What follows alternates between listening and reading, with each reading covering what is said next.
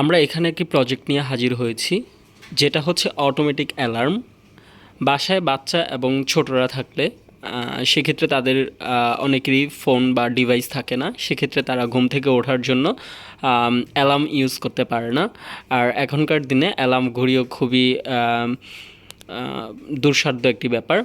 For this reason আমরা একটি নতুন টেকনোলজি আবিষ্কার করেছি, যেটা হচ্ছে সূর্যের আলোর উপস্থিতিতে নিজে নিজে সাউন্ড করবে এবং জ্বলে উঠবে, অ্যালার্ম বাজবে।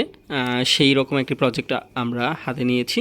এই প্রজেক্টের মূল থিম হচ্ছে সূর্যের আলো যখন ঘরে প্রবেশ করবে তখন একটি অ্যালার্ম বেজে উঠবে, অ্যান্ড বাসায় যে শিশু থাকবে তারা ঘুম থেকে উঠে যেতে পারবে এবং তাদের কার্যক্রম শুরু করতে পারবে।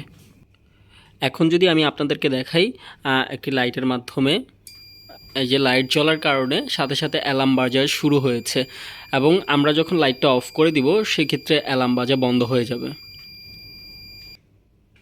এই যে অ্যালার্ম বাজা বন্ধ হয়ে গিয়েছে। এরকমভাবে আমরা আবারও ট্রাই করতেছি।